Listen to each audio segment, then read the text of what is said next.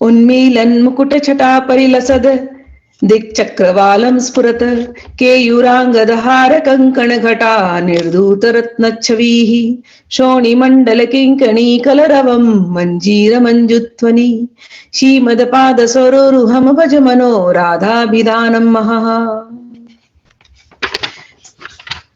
जो प्रकाशमान मुकुट की छटा से दिशा मंडल को दैदीप्यमान कर रही हैं, जो जगमगाते हुए केयूर, अंगद, हार, कंकण आदि की शोभा से रत्नों की कांति को तिरस्कृत करती हैं, जिनके नितंब मंडल पर विराजित किंकणी मधुर शब्द करती है और जिनके शोभा संपन्न चरण कमलों से सुशोभित नुपुर मनोहर झनकार करते हैं, हे मन उन श्री राधा नामक ज्योति का भजन कर। तो इन्हें कल की जो लीला थी, दान लीला थी, दान लीला में अंत में ऐसा हुआ कि दोनों कुंज में चले गए और कुंज में जाकर के उनका जो भी मेल विलाप होना था, समझौता होना था, हुआ। और उसके बाद समझौता हो जाता है जब ये लोग प्रसन्नचित्त होकर के बाहर आते हैं। फिर शाम हो जाती है और भगवान से रहा नहीं जाता है, तो भगवान वेणु बजाते हैं। वेणु बजा करके अब खबर सब जगह पहुंच जाती है। जैसे ही वेणु बजाया, उसका अर्थ है अब रास का समय हो गया है। तो सखी रास में जाती है, राधा रानी के साथ रास स्मरण करेंगे। तो रास यमुना किनारे है, कदम का वृक्ष है, अच्छी हवा बह रही है, अनेकों पुष्पों की सुगंध लेकर के बह रही है, त्रिविध समीर, मन को लुभाने वाली हवा। यमुना में खूब कमल खिले हैं, अलग अलग रंग के कमल खिले हैं, लाल रंग के, पीले रंग के, नीले रंग के, सुनहरे रंग के। यमुना में राजहंस खेल रहे हैं, मयूर मयूरियों का जोड़ा खेल रहा है, हिरण हिरणी, शुक सारिका, सभी लोग आनंदित हैं। भौरे अपनी तरह से मंडरा करके जो संगीत देना दे रहे हैं और रासमंडल रसिक शेखर श्री कृष्ण सजे हैं। सारी सखियां आपस में मिलजुल करके बातें कर रही हैं, सारी सखियां सुंदर सुंदर सजी हैं। राधा रानी के आने का इंतजार है और राधा रानी जब आती हैं दूर से, जैसे ही पास आने लगती हैं, अभी तक तो बहुत कोलाहल था इस रास वाली जगह पर, क्योंकि सखियां सब आपस में बात कर रही थी। लेकिन जैसे ही दूर से राधा रानी के अंग की सौरभ जैसे नासिका तक पहुंचती है, सबका ध्यान हटता है और सब राधा रानी की तरफ मुड़ करके देखते हैं। जब उस दिशा में देखते हैं राधा रानी की तरफ, तो उस दिशा में बहुत ही ज्यादा रोशनी है, बहुत ही चमक, और राधा रानी वहां से चमकती हुई आ रही है। रास में आकर के जब खड़ी होती है तो सबसे सुंदर राधा रानी दिखती है और सखी सरस्वती सखी के साथ साथ हम लोग, सखियों का यह सौभाग्य है कि उन राधा रानी का ऐसा मुख, ऐसा श्रृंगार हम देख रहे हैं। तो सखी कहती है, जब वहां खड़ी है राधा रानी रास में, तो उन्होंने इतना सुंदर मुकुट पहना है कि वो मुकुट चमक रहा है। राधा रानी के चमक से वो मुकुट और ज्यादा चमक रहा है। राधा रानी ने हार पहने हैं, हाथों में कंकण पहने हैं और जितने जेवर पहने हैं राधा रानी ने, सभी जेवर में इतने सुंदर सुंदर रत्न हैं, लेकिन रत्नों की भी शोभा को राधा रानी की सुंदरता पराजित कर देती है। और कमर पर राधा रानी ने एक करधनी डाली है। करधनी में छोटी छोटी घंटी है। जब राधा रानी नृत्य करेंगी तो घंटी भी अपना एक वाद्य का काम करेंगी। और नृत्य के लिए राधा रानी ने चरणों में घुंघरू डाले हैं, नूपुर पहने हुए हैं। सखी देख रही है और सखी कह रही है, हे मन, राधा रानी के उन्हीं चरणों का तू भजन कर। ये हम सबके लिए है कि हे मन, राधा रानी का भजन कर। अगर रटना ही है तो संसार की बातें रट मत, राधा रानी का नाम रट। देखना ही है तो राधा रानी को देख। सुनना ही है तो राधा रानी की कथाएं सुन। रे मन, हर प्रकार से जितनी इंद्रियां हैं, ये इंद्रियां तेरा ही सुनती हैं। तो रे मन, तू अगर राधा में लगेगा तो इंद्रियां भी राधा में लगेंगी। हे राधा रानी, हमारे मन को, हमारे इंद्रियों को अपनी तरफ कीजिए। श्यामा मंडल मौली मंडन मणि, श्यामा मणि मंडल मौली मणि मंडन मणि, श्यामानुराग स्फुरद रोमोद्भेत विभाविताकृति रहो, काश्मीर गौरच्छवि सातीवोन्मद काम केलि तरला, मां पातु मंदस्मिता मंदार द्रुम कुंज मंदिर गता, गोविंद पट्टेश्वरी। अहो, जो श्यामा नायिका वृंद व जांगना मंडल को मंडित करने में शिरोमणि स्वरूपा है, जिनका श्री विग्रह श्री श्याम सुंदर के अनुराग से आविर्भूत रोमांच से विभूषित है, जिनकी अंग कांति कुमकुम सदृश गौर वर्ण की है, जो अत्यंत मादक काम के लिए में चंचला है, एवं जो मंद मुस्कान से शोभित है, तथा जो ध्रुव में मूंगे के वृक्षों से परिवेष्टित विराजमान है, वे श्री गोविंद की पट्टवहिषी श्री राधा मेरी रक्षा करें। तो रासलीला हुई।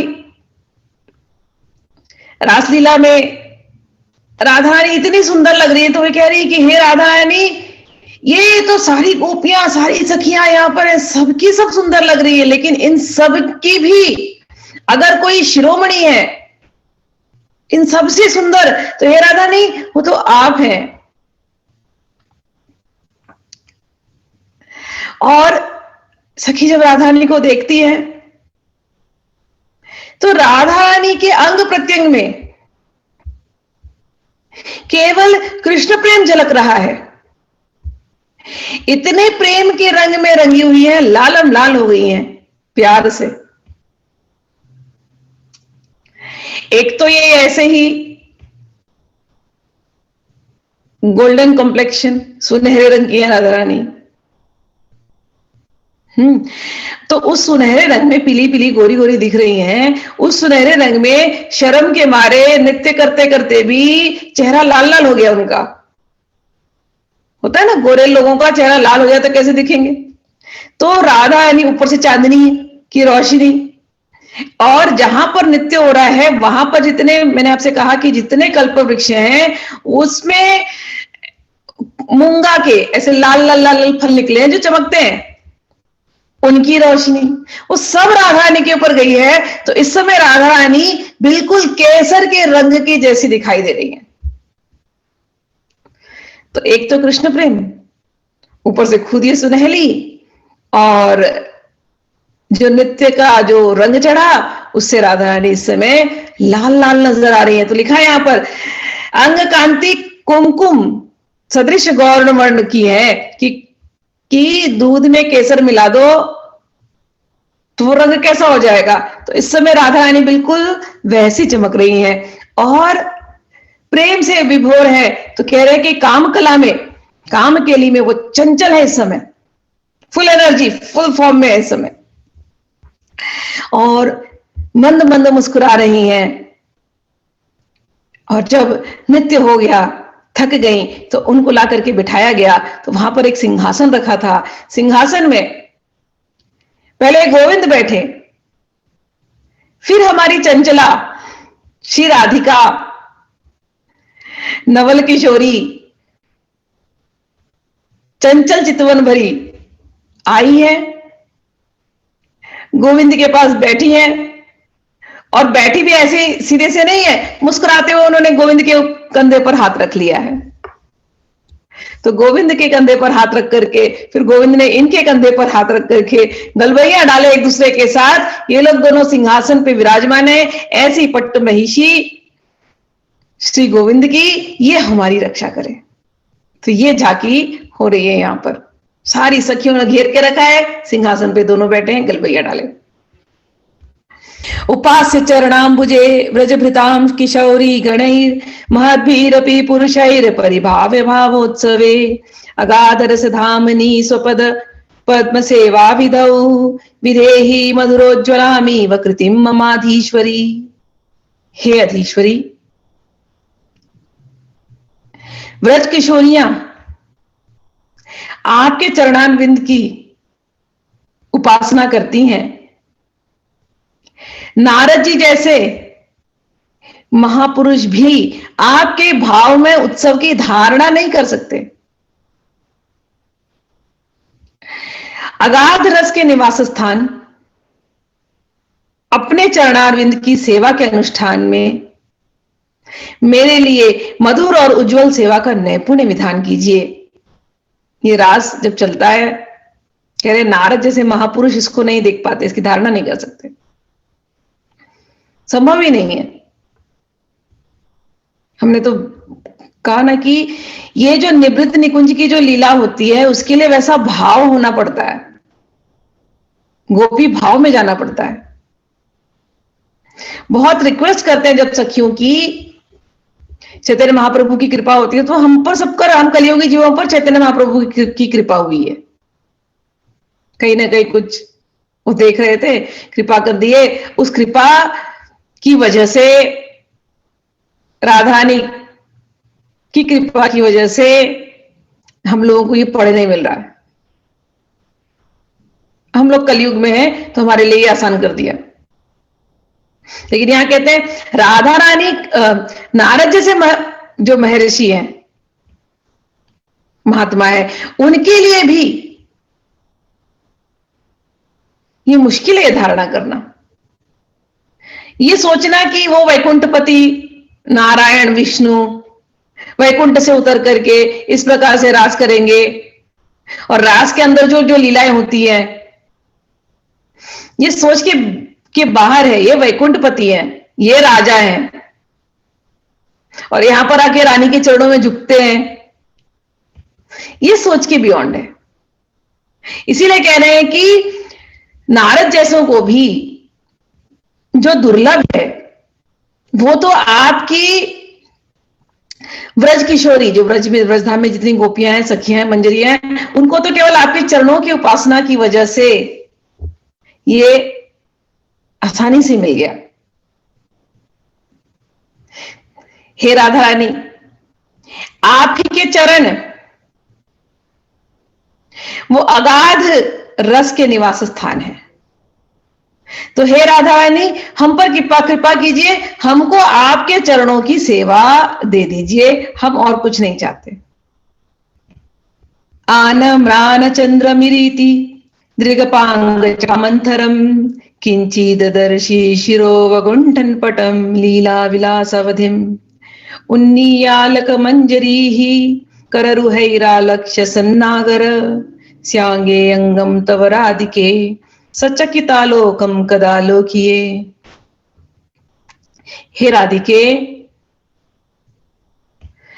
श्री नागर प्रेष्ठ श्री कृष्ण के अंगों से आलिंगित, श्री कृष्ण के अंगों से अपने अंगों को आलिंगित देखकर उंगलियों से अपनी अलकों को हटाते हुए मस्तक को थोड़ा आवृत करने वाले घूंघट पट को सम्यक झुके हुए आपके मुखचंद्र को विक्षिप्त नेत्रों के अपांगों से, अपांगों की मंत्र शोभा को तथा विस्मय भरी अवलोकन को, इस लीला विलास की पराविधि को मैं कब देखूंगी। फिर से वो लीला राज में ही है, रास लीला खत्म हुई है, ये दोनों बैठे हैं, आधी सखियां निकल गई, उनको दूसरी सेवा लग गई तो सब वहां से चली गई, तो सखी यहां पर बैठी है और राधा कृष्ण बैठे हैं और राधा रानी के घूंघट नीचे झुके हुए हैं, घूंघट लगे हुए हैं और उसमें से एक लट ऐसे आगे आई है। अब लट आगे आई है तो चेहरा दिख नहीं रहा राधा रानी का, तो भगवान देखना चाह रहे हैं और राधा रानी का चेहरा नहीं दिख रहा है, तो उन्होंने ऐसे थोड़ा सा घूंघट हटाया और अपने लट को, तब तक यहां से सखी उठी, सखी को समझ गया कि ये जो गोविंद देख रहे हैं, श्याम सुंदर देख रहे हैं, उनको दिखाई नहीं दे रही राधा रानी, तो सखी उठी जाकर के मैं ठीक कर दूं राधा रानी के घूंघट को, लट को थोड़ा साइड कर दूं। जब तक सखी वहां जाती है तब तक राधा रानी ने अपने आप ही अपना घूंघट थोड़ा ऐसे हटाया, अपने लट को ऐसे हटा करके भगवान के सामने, राधा रानी की अलकावली आगे निकली हुई है ऐसे, और भगवान देख रहे हैं, श्याम सुंदर देख रहे हैं, लेकिन उसमें विक्षेप हो रहा है अलकावली की वजह से। तो सखी ने देखा रहे श्याम सुंदर को विक्षेप हो रहा, सखी उठी कि जाकर के मैं ठीक कर दूं राधा रानी के लट को, लेकिन तब तक राधा रानी ने खुद ही अपना घूंघट उठाया और अपने लट को ऐसे ठीक किया और भगवान को तिरछी नजर से देखने लगी और नजरें झुकी हैं, प्यार से देख रही हैं, मंद मंद मुस्कुरा रही हैं। और जिस तरह से वो मुस्कुराई तब तक भगवान ने उनको आलिंगन कर लिया। ये सखी यहां देख रही है, सखी कहती है वो जो छटा, वो जो क्षण था कि कृष्ण आए तुमको आलिंगन करने और वो अलकावली बीच में आई और जिस तरीके से आपने उनको हटाया, आपने अलकावली हटाई और जैसे आप मुस्कुरा रही थी, हे राधा रानी, वो जो लीला विलास की परावधि, मैं उसे पुनः कब देखूंगी। सत्य है ना, ध्यान में ऐसे है और ऐसी ऐसी भावनाएं आ रही हैं, ऐसी ऐसी लीलाएं आ रही हैं और आंखें खुलने का मन किसको करेगा, और आंखें एक बार खुल गई तो पुनः वहां जाने का इच्छा होगा ना। ऐसा है ना जैसे अब हम सोए हैं, कभी नींद में कोई अच्छा सपना देखते हैं और सडनली आंख खुल जाती हो तो ऐसा लगता है फिर से सो जाओ, फिर से वो सपना आ जाए, ऐसा होता है ना कई बार। तो यहां तो सपने नहीं है, ये तो भावराज्य में है, लीलाएं प्रकट हो रही है, एक के पीछे लीलाएं प्रकट हो रही है, जैसे कोई समुद्र में लहरें निकलती हो। तो ऐसे ही मन करेगा बस ये समुद्र में डूबे रहने दो, क्यों हमको होश भी आ रहा है। या जब होश आता है, अब होश इसलिए आ रहा है कि राधा रानी चाहती है कि लीलाएं लिखें आप, इनसे हम जैसे कलयुगी जीवों को कैसे ध्यान करना है, किस पर ध्यान करना है, इन पुस्तकों से हमको गाइडेंस मिलता है। तो राधा रानी शायद इसीलिए उनको आने देती है वापस से हमारे राज्य में, फिर वो भाव राज्य में जाते हैं, फिर हमारे राज्य में आते हैं। कहते हैं कब राधा रानी मुझे पुनः वो देखने को मिलेगा। राका चंद्रो वराको यदनुपम सानंद कंदानंदेन्दो सतताद्रिक चंद्रिकायापि किमपि कणामात्र स्याणुतोऽपि यस्याः शोणाधरशी वृद्धित नवसुधा माधुरी सार सिंधु साराधा काम बाधा विधुर मधुपति प्राणदा प्रियताम नः।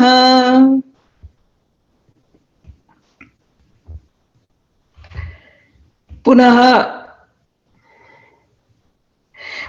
राधा रानी के मुख का स्मरण होता है और राधा रानी का मुख पूर्णिमा के चंद्रमा के जैसे है। तो कहने लगते हैं, हमको समझ ही नहीं आता मैं कैसे इसको वर्णन करूं। तो कह रहे हैं, जिनके अनुपम रस में आनंद के मूल स्वरूप मुखचंद्र से निर्गत अनुपम रस आनंदमयी चंद्रिका के भी किसी छोटे से कणमात्र के अणु से भी पूर्णिमा का चंद्र तुच्छ है। और जिनके रक्त वर्ण के अधरों की शोभा अभिनव अमृतमय माधुर्य के सार सागर को धारण कर रही है। काम बाधा से पीड़ित मधुपति श्री कृष्ण की प्राणदायिनी वह श्री राधा हमारे प्रति प्रसन्न हो। तो कह रहे राधा रानी इतनी सुंदर है, इतनी सुंदर है, लेकिन जब वो जो सुंदरता जो उनके चेहरे से आती है, कोई कह देगा कि पूर्णिमा के चांद जैसे हैं, लेकिन पूर्णिमा की चांद एक छोटे से अणु बराबर भी राधा रानी के मुख की निकली हुई कांति से तुलना नहीं कर सकता।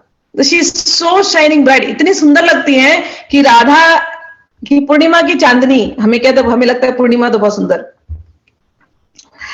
लेकिन पूर्णिमा का चांद भी, उसकी चांदनी जो है वो फेल है राधा रानी के सामने। और राधा रानी के होठ इतने सुंदर हैं, लाल लाल हैं, जैसे सारा माधुर्य, सारा नेक्टर कहीं आकर के बसा है तो राधा रानी के होठों में बस गया है। वो सारे अमृतमय माधुर्य के सार का सागर वो अपने अंदर धारण कर रही है, ऐसा दिखाई देता है। और जब कभी श्री कृष्ण को राधा रानी के दर्शन नहीं होते तो श्री कृष्ण तड़पते हुए, ये लीला होती है ना कई बार ऐसे कि राधा रानी आई हैं, बैठी हैं और भगवान नहीं आए, या भगवान को विलंब हो गया आने में, तो भगवान जब गेट पर आते हैं तो राधा रानी बोल देती है, अब बोलो इनको चले जाने को, मैं इनसे नहीं मिलना चाहती। अब सखी मना रही, नहीं राधा, ऐसे मत करो स्वामिनी, मान लो बात, मत मान करो। राधा रानी, नहीं मुझे मिलना ही नहीं इनसे, इनको बोलो जाने के लिए। जहां भी थे कहीं और चंद्रमा खिला होगा, जाए वहां पर उस चंद्रमा को देखें, चंद्रावली को। अब भगवान समझा नहीं पाते, तो कई बार भगवान इतने दुखी हो जाते हैं, रोने लगते हैं। फिर भी जब राधा रानी माननी है तो मानती नहीं, तो भगवान दुखी हो गए कहीं तो यमुना में चले जाते हैं और रो रहे हैं वहां पर, राधा राधा राधा तड़पते हुए रोते हैं, रेतों में लौटते हैं, इंतजार में रहते कि अब आएगी, अब आएगी, अब आएगी। और यहां ये माननी को सखी समझाती है, खूब समझाती है। तो पहले तो कान में पड़ रहा है कि हाँ वो बाहर बैठे अनुनय विनय कर रहे हैं, अब थोड़ी देर के बाद सब हार जाते हैं, तो कोई रिक्वेस्ट ही नहीं है। तो राधा रानी को तब गुस्सा जब शांत होता है तो पूछती कहाँ है, तो सखी कहती अब पूछे क्या फायदा, चले गए, तुम यही चाहती थी ना, चले जाए, चले गए। तो राधा रानी बोलती है कहां चले गए, बुलाओ, मुझे मिलना है उनसे। तो सखी कहती है अच्छा रुको ढूंढ के आती हूं। सखी जाती है, जा करके देखती तो यमुना के किनारे ये धूल में पड़े हुए हैं, रोते रोते थक गए हैं, रोते रोते वहीं पड़े हैं और इतने कमजोर हो गए कि ये उठ नहीं सकते। तो सखी आकर के, पूरे गीत गोविंद में यही भाव था, हम लोगों ने पढ़ा था पहले। तो सखी आती है और राधा रानी को कहती है कि राधा रानी, उनकी स्थिति में आपसे कैसे बताऊं, वो तो केवल आप ही का नाम रट रहे हैं, आप ही के नाम रट रहे हैं, और रोते रोते उनके अंदर अब बिल्कुल शक्ति नहीं है कि वो उठ सके, आप ही चल लो। जब राधा रानी से इस प्रकार बताते हैं तो उनका, राधा रानी का हृदय कोमल है, तो रोने लग जाती राधा रानी। अच्छा ऐसा हो गया प्रीतम को, हाय मैंने ऐसा क्यों कहा, मैं बार बार ऐसा क्यों करती हूँ, चलो मुझे ले चलो, कहाँ है। और जब वहां जाती हैं और प्रीतम को देखती हैं इस प्रकार रज में लेटे हुए, तो इनसे रहा नहीं जाता और उठाती हैं और अदर पान देती है। जब अदर पान से श्री कृष्ण के अंदर प्राण दोबारा आ जाते हैं। तो ऐसी जो राधा रानी है, जो श्री कृष्ण को भी प्राण देने वाली है, हम सबकी प्राण राधा रानी, वो हमारे चित्त में सदैव स्फुरित हो। ध्यान लगाए राधा रानी के ऊपर, तो राधा रानी दिख रही है चमकती हुई गोरी गोरी, और पूर्णिमा के चांद को देखो, पूर्णिमा का चांद भी चमकता हुआ गोरा गोरा। फिर देखते हैं, लेकिन राधा रानी के अंदर जो विशेष बात है वो थोड़ी ना पूर्णिमा के चांद के अंदर है। तो कहते हैं राधा रानी का एक कण भी, राधा रानी के सौंदर्य का एक कण भी ये पूर्णिमा का चांद नहीं ले सकता, ये तो मुकाबला ही नहीं कर सकता राधा रानी के साथ। और फिर उनका ध्यान जाता राधा रानी के रक्तवर्ण अधरों पर। कहते पूर्णिमा का चांद हाँ अमृत बरसाता है, मालूम है मुझे, लेकिन राधा रानी के मधुर मधुर जो ये जो अधर है, जब राधा रानी बोलती है तो जैसे मधुर अमृत टपकता है। राधा रानी मुस्कुरा दे तो अमृत बहने लगता है। तो पूर्णिमा में अमृत होगा नो डाउट, लेकिन जब हमारी राधा रानी का जो अमृत है ये इतना रसमय है, इतना मधुर है, और राधा रानी जब आ जाए तो उनके सामने फिर चंद्रमा क्या है, कुछ नहीं। फिर चंद्रमा पर किसका ध्यान जाएगा, किसी का ध्यान नहीं जाएगा। यही हमारी चांदनी। तो बिल्कुल राधा रानी को ऐसे ही देख रहे, हाँ प्रेम का अमृत टपक रहा है, हाँ हाँ हाँ कितने सुंदर, चांदनी को भी परास्त कर दे ऐसी सुंदरता। उसी ध्यान में फिर वो आगे बढ़ते हैं। राकानेक विचित्र चंद उदितः प्रेमामृत ज्योतिषाम वीची भी परिपूर्येद गणित ब्रह्मांड कोटिम यदि वृंदारण्य निकुंज सीमनी तदा भासः परम लक्ष्य से भावैनेव यदा तदैव तुल्ये राधे तव श्रीमुखम। राकानेक विचित्र चंद्र उदितः प्रेमामृत ज्योतिषाम।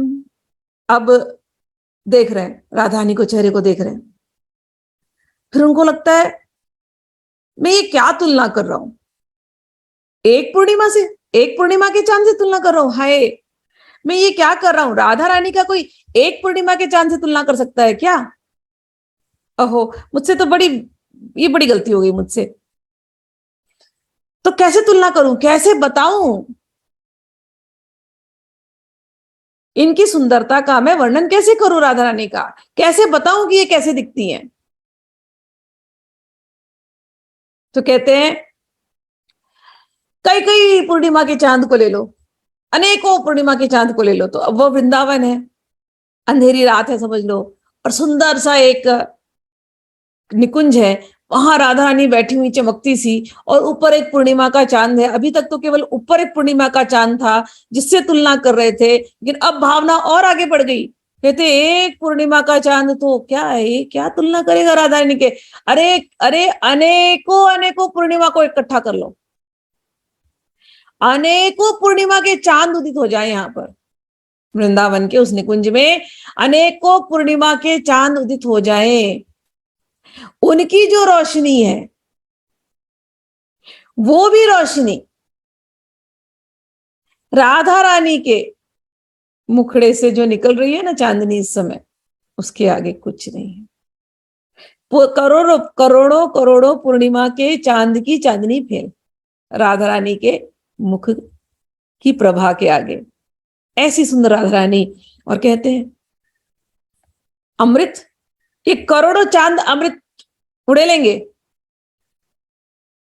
लेकिन ये तो केवल अमृत उड़ेल रहे हैं ना, प्रेमामृत तो नहीं उड़ेल रहे। अमृत में प्रेम मिला दो, अमृत आपको जिंदा कर देगा, लेकिन प्रेम वाला अमृत, इतना मीठा अमृत, ये कहां मिलेगा? ये तो चांद देने में समर्थ नहीं है। करोड़ों पूर्णिमा इकट्ठा कर लो, नहीं समर्थ है। तो ये प्रेमामृत अगर किसी को चखना है, ये प्रेम अमृत, तो ये तो सिर्फ राधा रानी के पास मिलेगा। तो ये तो, और राधा रानी कहां मिलेंगी? कहते वृंदावन के निकुंज सीमा में मिलेंगी। तो किसी को यदि ये प्रेमामृत से चखना है तो उसे तो वृंदावन की निकुंज सीमा में आना पड़ेगा। हे राधे, जब कभी एक ही समय में अनेक पूर्णिमाओं की शोभा से संपन्न एक विचित्र चंद्र उदित हो उठे एवं अगणित ब्रह्मांडों को वह अपनी प्रेमामृत ज्योति तरंगों से यदि परिपूर्ण कर दे, श्री वृंदावन के निकुंज सिमनी में प्रीति संयोग से उसका प्रकाश एकांत भाव से यदि लक्षित हो, तभी उसके साथ आपकी श्री मुखमंडल की मैं तुलना कर सकती हूं। तो अनेकों पूर्णिमाओं से, पूर्णिमा के चांद से तुलना करना चाहा है, लेकिन अभी भी कहते मैं कर सकती हूं, लेकिन कर सकती हूं का अर्थ है संभव नहीं है। हाँ, लेकिन हमको बताना है कि हमको वर्णन करना है तो कैसे करें, तो ये एग्जाम्पल लेना पड़ रहा है।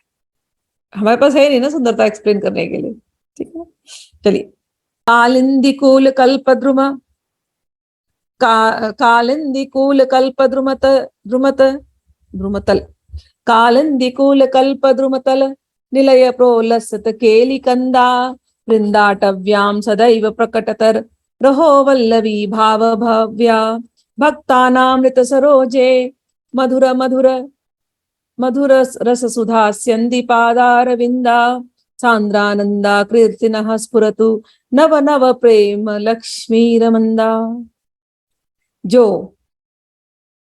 यमुना के तट पर कल्प वृक्ष के नीचे अवस्थित निकुंज भवन में होने वाली अत्यंत उल्लासमय क्रीड़ा की मूल स्वरूपा है। श्री वृंदावन में सदैव परम रहस्यमय गोपी भाव को के प्रकटन द्वारा मंगलमय रूप से विराजमान है। भक्तों के हृदय कमल में जिनके चरण सरोज मधुर रस में अमृत का वर्षण करने वाले हैं, वे प्रगाढ़मयी आनंदमयी मूर्ति नित्य नवीन प्रेम संपत्ति रूपा श्री राधा हमारे चित्त में स्फुरित हो। तो वृंदावन में इनका ध्यान है। पहले तो कह रहे हैं कि राधा रानी बैठी है, पूर्णिमा की चांदनी से तुलना कर रहे हैं, कंपेयर कर रहे हैं, और फिर कहते हैं ये कहाँ मिलेंगी राधा रानी? कहते हैं राधा रानी तो वृंदावन में मिलेंगी। ये बात तो सत्य है कि वृंदावन में मिलेंगी, लेकिन वृंदावन में भी हम जाएं तो भी वृंदावन में हमको कौन बताए कि कहाँ मिलेंगी? हम लोग वृंदावन कई बार गए ना, और कईयों को तो मैं मिली हूँ वृंदावन जाते हैं बाकी बिहारी तक जाकर के रिटर्न आ जाते हैं। सत्य बात बता रही हूँ, बरसाना तक भी नहीं जाते क्योंकि पता ही नहीं है बरसाना है। अच्छा, अब लोगों से बात करते करते लोगों ने सुन लिया बरसाना के बारे में, फिर भी बाकी बिहारी तक जाते हैं, बरसाना नहीं पहुंच पाते। तो क्यों नहीं पहुंच पाते? क्या रीजन है? क्योंकि बरसाना की जो महिमा है, राधा रानी की जो महिमा है, वो कानों में गई नहीं। भगवान श्री कृष्ण की महिमा तो जान गए, या जो भी होगा इच्छा पूर्ति के लिए जाते हैं, या जो भी रीजन है, भगवान के लिए जा रहे हैं सब लोग। लेकिन भगवान को राधा रानी की कृपा होगी और हम भगवान को प्राप्त कर लेंगे, ये सोच करके कोई नहीं जा रहा। राधा रानी की महिमा इतनी है, लेकिन हम लोगों ने देखा है ना, संसार में देख रहे हैं ना, कितनों को मिलते हैं, नहीं जाते ही नहीं बरसाना तक, उनको उसका वैल्यू नहीं मिल रहा। तो यहां वो कह रहे हैं कि राधा रानी वृंदावन में मिलेंगी, लेकिन वृंदावन में मिलेंगी ये बताएगा कौन, और वृंदावन में कहां मिलेगी ये कौन बताएगा। तो ये तो केवल और केवल उनके भक्त बता सकते हैं। क्यों कहते उनके भक्त, राधा रानी रहती क्या है, भक्ता नाम हृत सरोजे। हृत सरोज, हृत माने हृदय, सरोज माने कमल, कि जो भक्तों के हृदय कमल में रहती हैं, भक्तों के हृदय कमल में रोज रोज नए नए खेल, नई नई केलियां, रस विलास की केलियां करती हैं। अगर राधा रानी से मिलना है तो ऐसे भक्तों के साथ हमको संग करना पड़ेगा। अब हम रोज प्रबोधानंद सरस्वती के साथ संग कर रहे हैं ना इनकी वाणी से, तो इनके तो हृदय में ही खेल रही है राधा रानी रोज, और उन्होंने उसको लिख दिया। अब हम पढ़ रहे हैं, पढ़ते पढ़ते ऐसी हालत हो जाती है कि हमारे भी हृदय में खिलने लगती है वही राधा रानी, वही चमकती है, वही वृंदावन में है, वृंदावन दिव्य हो जाता है, चंद्रमा खिल जाते हैं, राधा रानी मुस्कुराती रहती है, राधा रानी तिरछी आंखों से हमको ही देखती रहती है।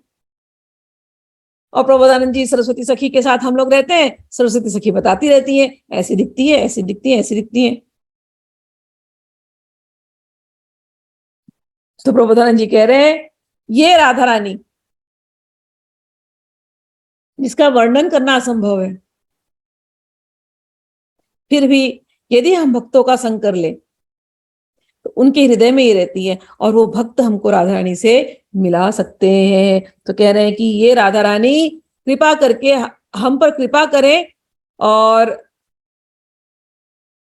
ये अपने रहस्यमय गोपी भाव में, यहां पर लिखा हुआ है, जो यमुना के तट पर कल्प वृक्ष के नीचे अवस्थित निकुंज में होने वाली अत्यंत उल्लासमय क्रीड़ा की मूल स्वरूपा है।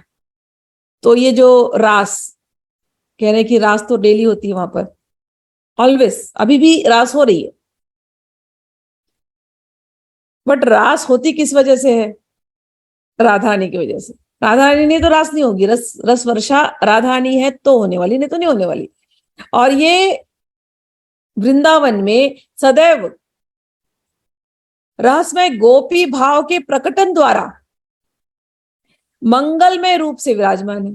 तो हमेशा रास हो रही है, लेकिन इस रास में सम्मिलित कौन होता है, रास में सम्मिलित केवल गोपियां, मंजरियां, सखियां होती हैं।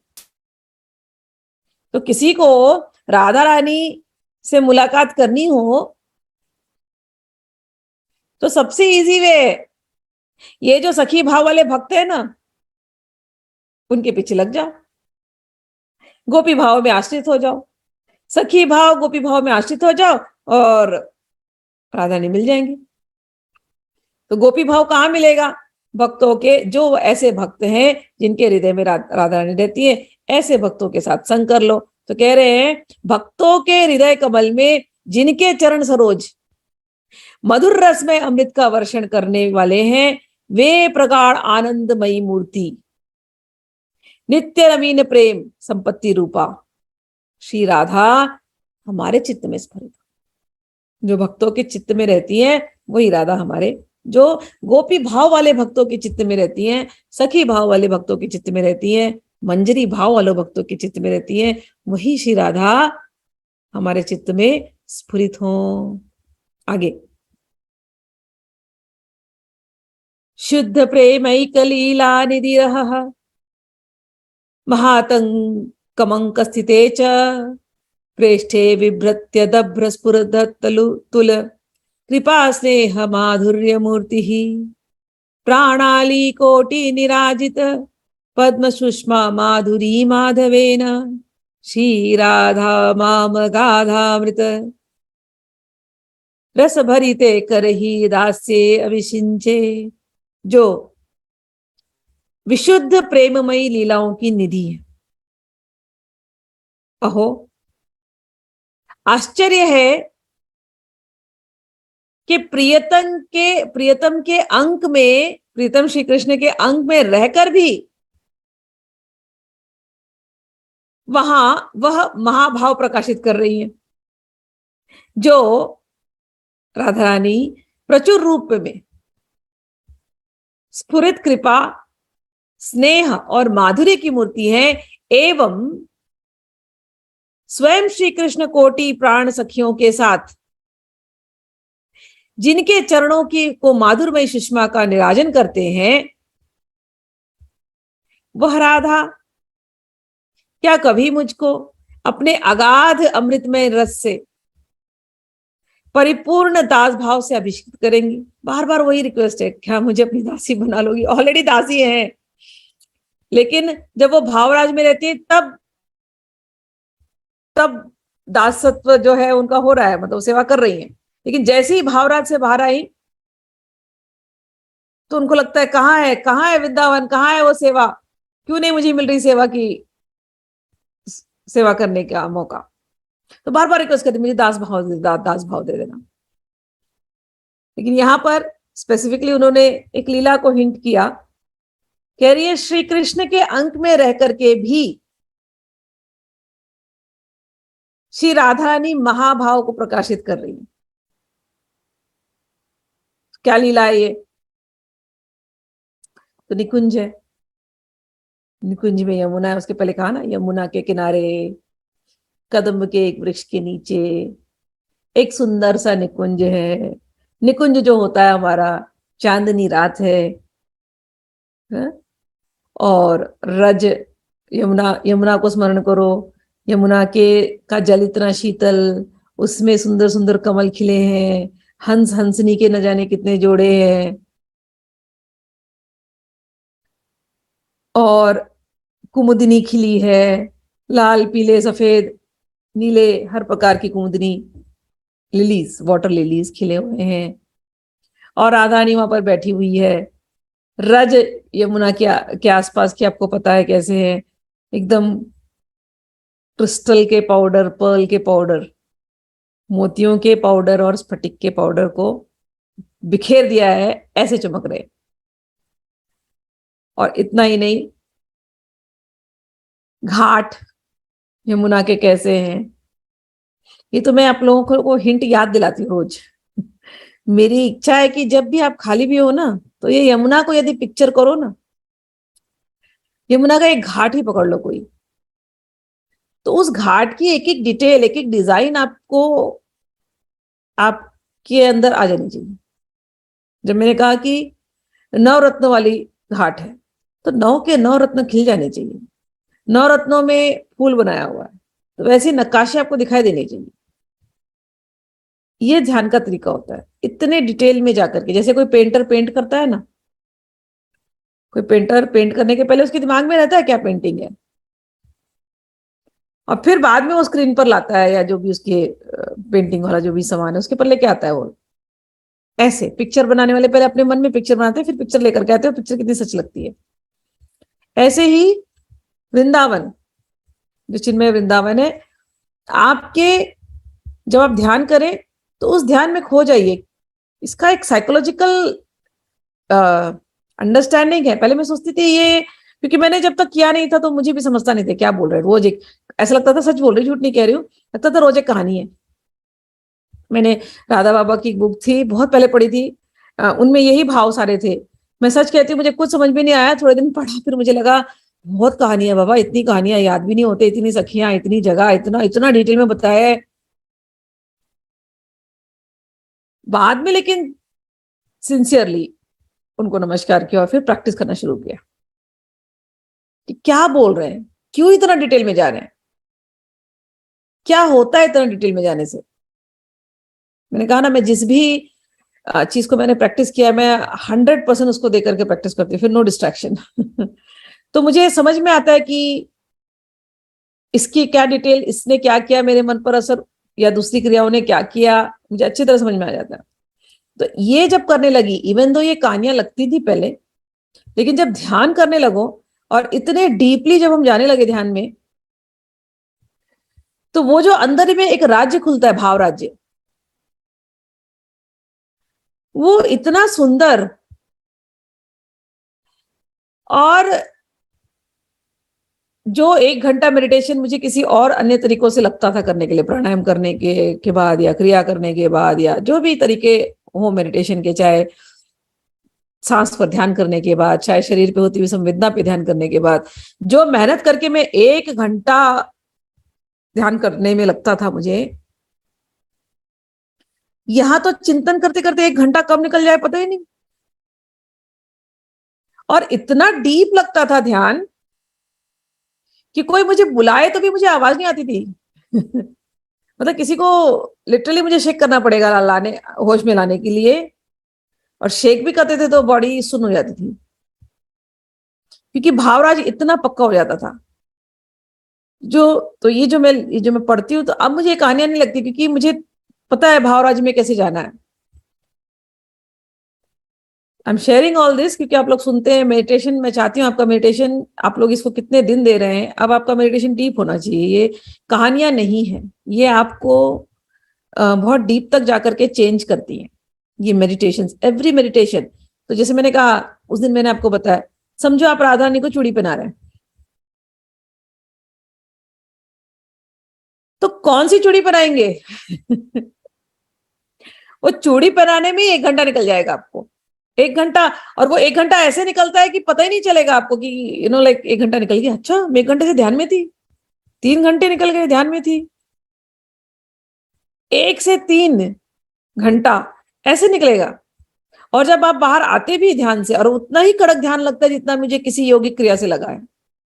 मैं योगिक क्रिया में भी शरीर, देह जिसको बोलते हैं ना, देह भूल जाते हैं, याद नहीं होता, सांस की याद नहीं होती, शरीर शरीर भूल जाते हैं, शरीर के बाहर चले जाते हैं, ये सब होता है देह योगिक क्रियाओं में। लेकिन सेम एक्सपीरियंस, रस भरा, आनंद के साथ, इतने कलर्स, इतने फ्लावर्स, इतने सुगंध अंदर में, एक अंदर एक शरीर बनता है जैसे, इतने सुगंध, इतने कलर्स, इतने मैंने कहा ना फ्लावर्स, दिव्य दिव्य, जो यहाँ पर है भी नहीं, ऐसे खिल करके प्रकट होकर के आते हैं। पहले जब शुरू शुरू में जब अनुभव होता तो लगता था कि पता नहीं कहाँ से हो रहा है, ये तो कभी देखा ही नहीं था। बाद में भरोसा करना पड़ा कि नहीं, हमारे देखने के बियॉन्ड भी कुछ और है। हमको तो इतना ही चीज दिखाई देता है इस दुनिया में, लेकिन इसके बियॉन्ड भी, इसके परे भी ऐसे ऐसे पुष्प है, ऐसी ऐसी सुगंध है जो यहाँ पर नहीं है, नहीं है। तो जब ये अनुभव होने लगे, तो ऐसा होता है ना कि कोई इसको, हमेशा जब अनुभव होते हैं तो अपने को ऐसा लगता है कि कोई तो इसको एंडोर्स करे। तो पता चले कि सत्य है, क्योंकि आपको हो रहा है और आप जाके किसी को बताएंगे तो फिर लोग आपको पागल बोलेंगे। ये बड़ा अंदर, मतलब होता है ना, अंदर के अनुभव है, किसी को नहीं बता सकते। तो तब जा करके मैं अपने अंदर की बात अंदर ही रखती, किसी को बोलती नहीं, अपने अंदर के अनुभव अपने अंदर ही रखती। मुझे पता था कि ये अनुभव अनुभव है, ये ऐसे वैसे अनुभव नहीं है, मुझे पता था, लेकिन कहीं से वो एंडोर्समेंट नहीं मिला था। तो एक बार महाराज जी की कथा सुन रही थी, तो उसमें उन्होंने बताया, तब जाके मैं जो दिव्य गंध की बात कर रही हूँ ना मैं आपसे, कि ऐसे ऐसे दिव्य सुगंध आते हैं जो यहाँ पर हमने कभी सूंघे नहीं है। तो महाराज जी बताने लगे कि कोई एक संत थे, मुझे नाम नहीं स्मरण आ रहा है, राजस्थान के संत थे। तो वो जब भाव राज्य में जाते तो उनको ऐसे सुगंध आते, दिव्य सुगंध आते। और एक बार तो ऐसा हो गया कि उन्होंने आंख खोली और कहा कि मुझे यही सुगंध वाली इत्र चाहिए। अब सबको बता रहे हैं मुझे ये सुगंध वाली इत्र चाहिए मेरे ठाकुर जी के लिए। अब लोगों को क्या पता कौन सी सुगंध वाली इत्र, आप कैसे किसी को बता सकते हो? आप जो हमको पता वही बताओगे ना, मोगरे का सुगंध आप ला के दे दोगे, मोगरे का इत्र। गुलाब का इत्र आप ला करके दे दोगे, गुलाब का इत्र। चंपा का इत्र आप ला करके दे दोगे इत्र। ये कुछ अलग ही इत्र बता रहे हैं जो है ही नहीं संसार में। बोले इत्र नहीं मिलेगा तो मैं आज ठाकुर जी को मैं सेवा ही नहीं करूंगा। इतने जिद में आ गए, उस दिन सेवा नहीं हुई, अगले दिन सेवा नहीं हुई, 3 दिन बीत गए ऐसे बिना सेवा का, और ये भी खा पी नहीं रहे कि जब तक वो इत्र नहीं आएगा मैं सेवा नहीं करूंगा। ठाकुर जी को वो इत्र देना ही पड़ेगा जो जो उन्होंने मुझे एक्सपीरियंस करवाया। और हुआ ये कि तीसरे दिन तीसरे दिन कोई एक व्यक्ति आया कहीं से तो, और कहा, कोई इत्र लेके आया, बोला मुझे ये फरमान आया, मैं बहुत दूर से आया हूं, ये इत्र आपके लिए है, अब आप ठाकुर जी की सेवा कीजिए। और वो वही इत्र था जिसकी उनकी डिमांड थी। वो जो जो बंदा था शायद कोई स्वर्ग से या कई लोग से आया होगा देने के लिए इत्र। तो ये जो मैं आप बता रही हूं कि इतना डीप जब हम जाते हैं भाव राज्य में, ये कहानियां नहीं है कि हम कहानियां सुन रहे हैं और छोड़ दे रहे हैं, इसके अंदर और जाया जाता है और जाया जाता है। जाते जाते जाते एक पॉइंट आता है जब आपको आपके शरीर की सुध नहीं होती। You are not in this body. आपका एक अपना दिव्य रूप होता है, उस दिव्य रूप में आपको अपने दिव्य अनुभव होते हैं। आपका अपना दिव्य वृंदावन होता है। वृंदावन का एक छटा ही नहीं है, वृंदावन के अलग अलग कलर्स है, वृंदावन के अलग अलग सीजन है। ये तो हम खाली बता रहे हैं, लेकिन वृंदावन हर क्षण बदलता है, हर क्षण में सुंदर है, ऐसा वृंदावन है। तो कहानी सुनिए, लेकिन कहानी जो है, ये कहानी से ज्यादा ये ध्यान है, ये मेडिटेशन है। मैं बहुत हायर चीजें बता रही हूँ, ये नॉर्मल में अवेलेबल नहीं होता, कोई इन सब के ऊपर बात नहीं करता, क्योंकि मैंने कहा ना, पहले पहले आपको लगता है कहानी है जब आप डीप जाते हैं तो आपको पता चलता है, जब आपके अनुभव होते हैं तो आपको पता चलता है। ठीक है, चलिए। तो अब यहाँ पर इनको जितने जितने अनुभव हो रहे हैं, तो ये उसी लीला राज्य में है। 128 वाला जो श्लोक था, तो उसमें वो कह रहे हैं कि श्री कृष्ण के अंक में रह करके भी वो महाभाव प्रकाशित कर रही है। तो महाभाव क्या है राधा रानी का? कि जब वो विरह में होती हैं, जब भगवान कृष्ण को ढूंढ नहीं पाती हैं, तो जब वो ढूंढ नहीं पाती उस विरह में जब वो होती है, तो प्रेम इतना सर चढ़ जाता है कि वो महाभाव में आ जाती हैं। सारे के सारे जो अष्ट सात्विक विकार है वो उनके अंदर दिखाई देने लगते हैं। कभी कभी मूर्छित हो जाती हैं, कभी कभी बदन गर्म हो जाता है। महाराज जी बता रहे थे महाभाव का, मलुकदास जी के बारे में बता रहे थे कि मलुकदास जी को जब महाभाव होता तो गिर जाते वो, और गिरने के बाद बॉडी इतनी गर्म हो जाती कि उनके ऊपर लेप लगाया जाता, चंदन का मोटा मोटा लेयर, कि ठंडे हो जाएंगे चंदन डाल करके। लेकिन थोड़ी देर के बाद वो चंदन का लेप पापड़ी बन करके टूट जाता, वो गर्मी सहन नहीं कर पाता बॉडी की। तो महाभाव में, इसको हम महाभाव कहते हैं, ऐसी सब स्थितियां होती हैं। इसमें सुध बुध नहीं रहती शरीर की, शरीर का टेम्परेचर वेरी होता है, ब्लड प्रेशर वेरी होता है, पैरालिसिस जैसा हो जाता है, बॉडी अलग हो जाती है, क्योंकि बॉडी उस एनर्जी को ले नहीं पाती, इट्स वेरी डिफिकल्ट। ठीक है, तो यहाँ पर वो कह रहे हैं कि राधा रानी को महाभाव हो रहा है।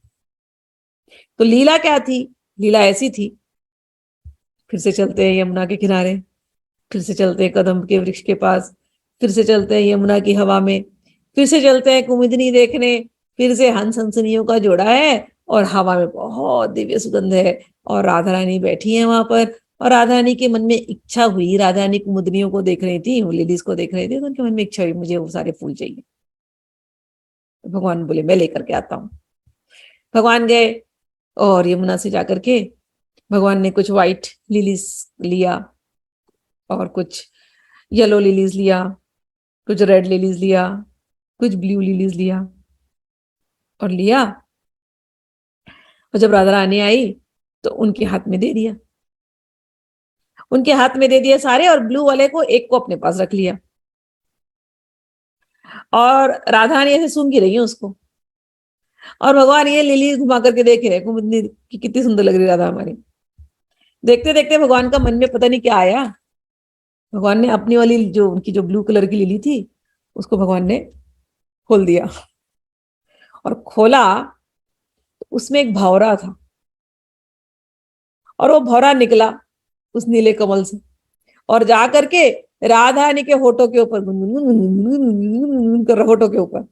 अब राधा रानी हटा रही है, हट हट हट, लेकिन वो छोड़ ही नहीं रहा, आजू बाजू घूमते। राधा रानी एकदम डर गई कि वो एकदम मुंह पर आकर के बैठ गया। वो इतनी डरी, आंख बंद करके जा करके भगवान को पकड़ लिया उन्होंने, कृष्णा को। ये देखो ये मधुकर, ये देखो ये मधुकर, ये क्या कर रहा है, इसको हटाओ, इसको हटाओ, मधु को हटाओ, ये मधुकर को हटाओ। और पकड़ लिए भगवान को टाइटली। ये तो बदमाशी भगवान की थी। मधुकर कौन है? वही भौरे, वही है। और कौन है भौरे? अपने मन को उन्होंने भौरा बनाया, भेज दिया वहां पर। अब जब राधा ने लग गई सीने से एकदम कस के, हटाओ इसको, मधुकर को हटाओ, मधुकर से बचाओ बचाओ बचाओ कर रही है। तो थोड़ी देर में भगवान ने बोला, राधे शांत हो जाओ, भाग गया मधुकर, चला गया मधुकर, चला गया। उतनी देर में तो उनको केवल मधुकर, मधु वर्ड सुनाई दे रहा है, मधु। राधा रानी को मधु वर्ड सुनाई दे रहा है कि हाँ मधु चला गया, मधु चला गया, मधुकर चला गया, मधुकर चला गया। तो वो बोल रही, क्या मधुसूदन चले गए, मधुसूदन चले गए, मधुसूदन चले गए। मधुसूदन यानी भगवान श्री कृष्ण, मधुकर यानी भौरा। बोले मधुसूदन चले गए, हाय मैं क्या करूंगी मधुसूदन चले गए तो। कहाँ चले गए मधुसूदन? अब सारी सखियां वहां पर देख रही हैं, कैसी बावली है ये,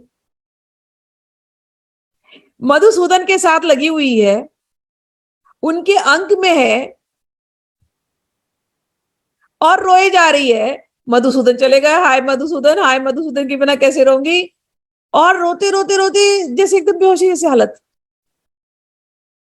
सारी सखियां आकर के उनको बोल रही हैं, राधे मधुसूदन तुम्हारे पास है, कहीं नहीं गए, होश में आओ, होश में आओ, देखो मधुसूदन यही है।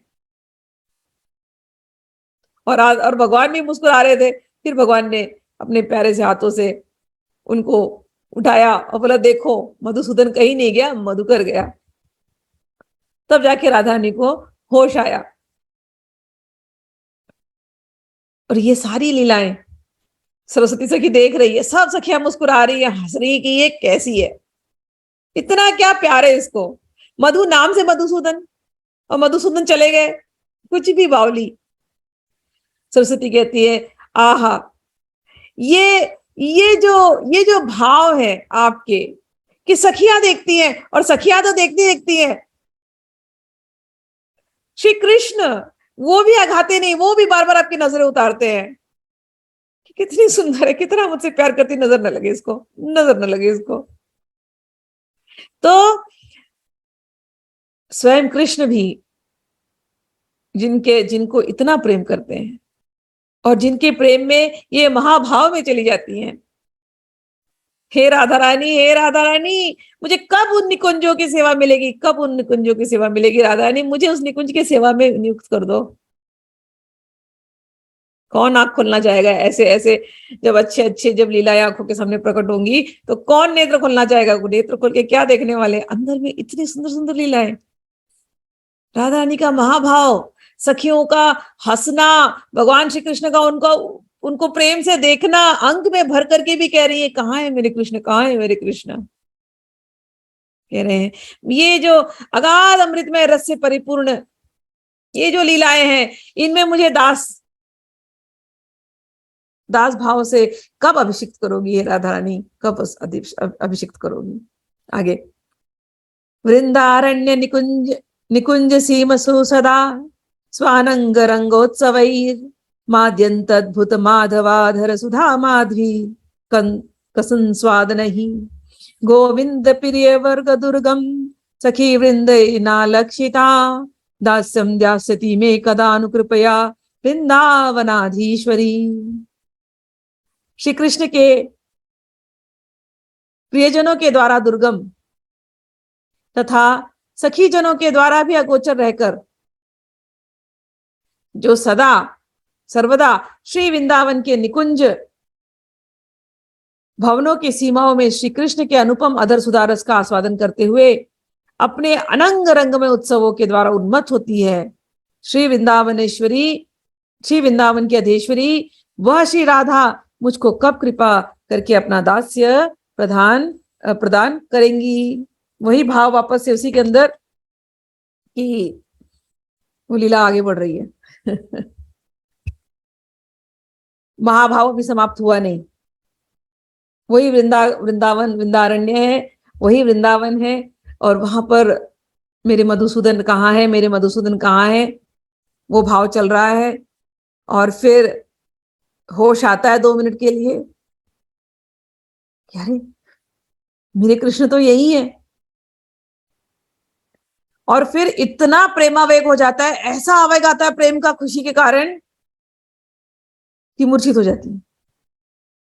तो थोड़ी देर सखियां हंस रही हैं, बोल रही हैं सब, और सरस्वती बाजू में खड़ी है। ऐसा प्रेम का आवेग कि तुरंत मूर्छित हो गई।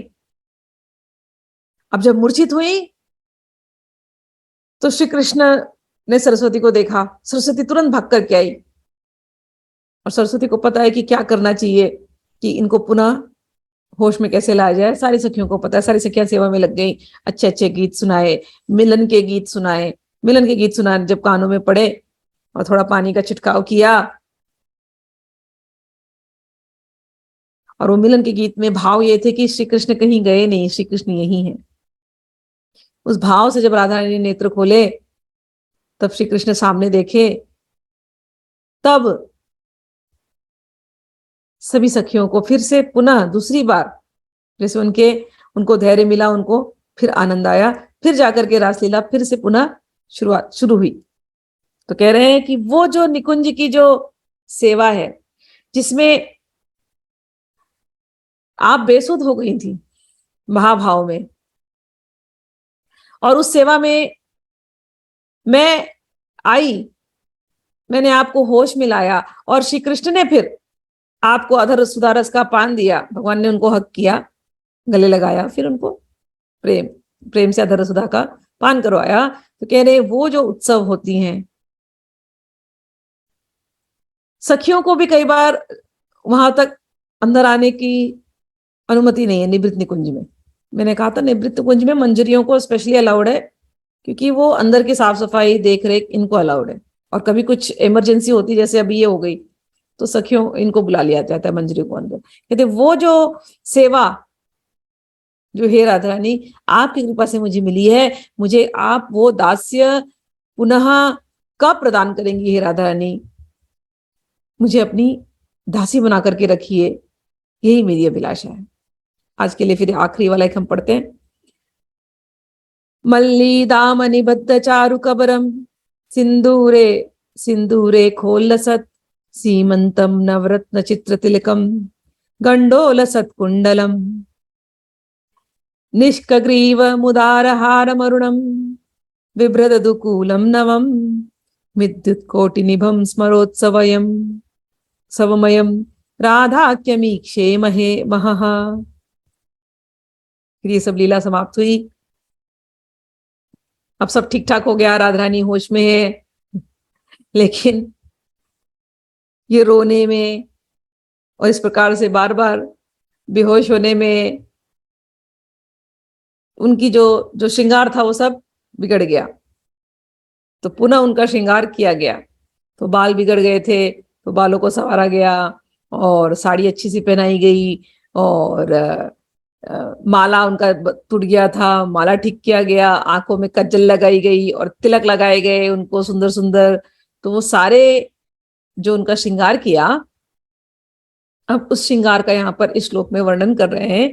क्या क्या पहना राधा रानी ने, क्या क्या किया गया। कह रहे हैं कि जिनकी मनोरम केश राशि, राधा रानी के लंबे लंबे बाल है सुंदर, तो उसको जब सरस्वती किंकरी जब कंघी करती है, बड़े हल्के से कंघी करती है कि कोई भी बाल में उनको कहीं भी दर्द ना हो, तो उसको हल्के से कंघी करके फिर उसकी अच्छी सी चोटी बना करके फिर उसमें ढेर सारे मल्लिका के फूल लगाया, मल्लिका के फूल से उसको सुंदर से सजाया चोटी को, बाल को।